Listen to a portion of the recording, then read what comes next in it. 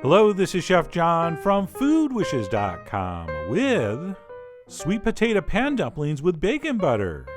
That's right, before this recipe was a smashing success. It was an epic failure, and I came very close to tossing everything in the bin halfway through. But I didn't. I pressed on, and the results were amazing. So in addition to learning a recipe, you're also getting a very valuable life lesson. So stay tuned for that. But in the meantime, let's go ahead and get started with one large sweet potato. This bad boy went about 12 ounces. And what we need to do first is roast this, which I'm going to do in the microwave, after pricking it a few times with this knife so it doesn't explode. Which is probably not going to happen, but I do it anyway. Plus, it's kind of fun talking about exploding potatoes. And we'll go ahead and nuke that until it's very tender. Okay, we want this completely cooked through and very soft. And once it is, we'll let that cool down just a little bit before cutting it in half and carefully scooping out all the insides. And then once we have all that sweet potato in a bowl, minus the skin, we'll go ahead and give it a good mashing. And you really do want to try to do this while it's still warm, as everything's going to mix in much better. So we'll go ahead and give that a proper and thorough mashing, at which point we'll stop and clean that off, and proceed to add the following ingredients, which are going to be 1 large egg, as well as a 1/4 cup of goat cheese, or cream cheese, or fromage blanc. But I really want you to use the goat cheese, since that tanginess really works with the sweetness of the potato. And then we'll also toss in some freshly ground black pepper, and a little shake of cayenne, as well as, of course, some salt. And then what we'll do once all that's in is go ahead and switch to a whisk, and we'll mix this until it's all thoroughly combined. And how you can tell is just by looking at it. Alright, just keep stirring until it all looks like mashed sweet potatoes. And then once that's accomplished, we'll go ahead and add our last ingredient, which is going to be some self-rising flour, which is nothing more than regular all-purpose flour that has some baking powder and salt milled into it. And as always, I will tell you how to make your own on the blog. And once that's in, we'll just take a spatula and mix this up until it all disappears. And believe it or not, that's it. All we have left to do is cover this in plastic and pop it in the fridge for an hour or more, so we can give it a little bit of time for that flour to hydrate and for all those ingredients to get acquainted. But don't worry, while we're waiting for that, we have a very exciting task to perform. And that's going to be to make our bacon butter, which is what we're calling butter that we cook some sliced up bacon in. And what we want to do is cook that over medium heat until the bacon is almost but not quite crisp. And the reason is we're going to finish our dumplings by frying them in this butter. And if the bacon's already crisp, it might get overcooked. So what we want to shoot for is about this doneness, where it's almost but not quite getting crispy. And as you'll see, that's going to work out quite nicely later. And since we are making that ahead, once it's done, all we need to do is turn off the heat and just set that next to the pot we're going to boil our dumplings in, so that we can crank that back up to medium-high when we're ready to finish the dish. And then assuming our dumpling dough is sat long enough, we'll pull it out of the fridge and grab a couple spoons with which we're going to form these dumplings. And all we have to do here is take some dough with 1 spoon, and then we'll use the other spoon to shape it and or push it off into the boiling water, which, by the way, is the next step. So what I'm going to do at this point is transfer 5 of these into this boiling salted water.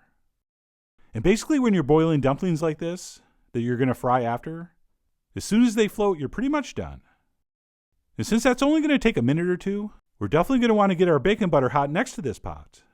Because once these float, we're going to transfer them straight into that pan to finish them in that hot butter. So like I said, I formed 5 and waited for those to come up to the surface. And yes, those were looking a little fragile. But I'm nothing if not optimistic.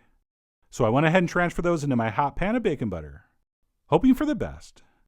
Except I didn't get the best. What I actually got were some wet plops of disappointment, frying in bacon butter.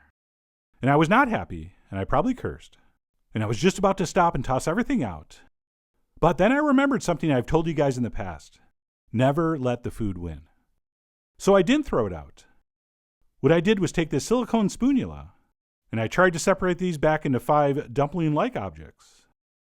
And I let those cook over medium-high heat for about 3 minutes, hoping by some miracle they would crust over, and I would end up with something edible, which is sort of what happened. The surface actually crusted up quite nicely, and sort of what I originally envisioned. So I went ahead and flipped those over, feeling a little better about things.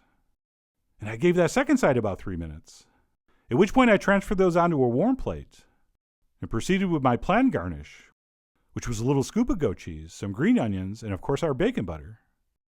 And as I took these first few bites, all I could think was how horrible it would have been had I thrown all this away.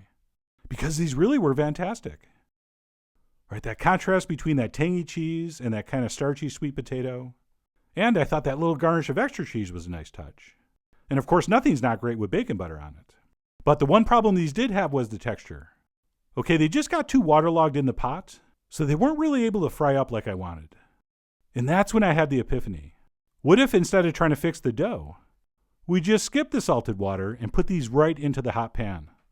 So I whipped up another batch of bacon butter and spooned that dumpling dough straight in and gave those about 3 or 4 minutes aside. And while they were still very soft to work with, and I had to be very careful turning them, they ended up cooking up a lot nicer and looked significantly better. And I said about 3 or 4 minutes per side, but basically when they spring back, they're probably done. And by the way, you can test with a toothpick. If it comes out clean, they're done. So I fried those up and transferred those to another warm plate. And I garnished those exactly like the first batch, except nicer, with a scoop of goat cheese, along with our bacon butter and some green onions. And that was it.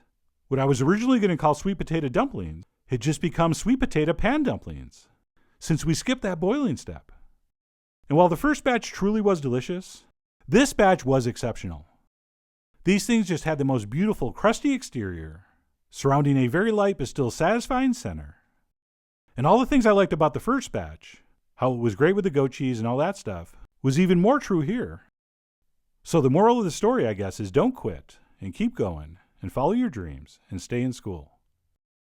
But mostly the lesson is, a roasted sweet potato makes some really nice pan dumplings, especially when you garnish it with bacon butter.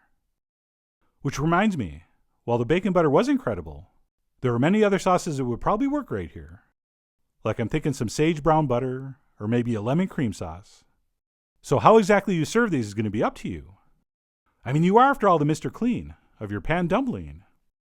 And speaking of handsome, muscular, bald men, I'm going to recommend that you not only consider these as an option for an appetizer, or like a pasta course, but also as an incredibly creative and delicious side dish for something like a grilled pork chop. In fact, I could go for a plate of that right now. Except I just had 2 plates of dumplings. But anyway, no matter what course you use these for, or how you sauce them, or what you end up serving them with, I really do hope you give them a try soon.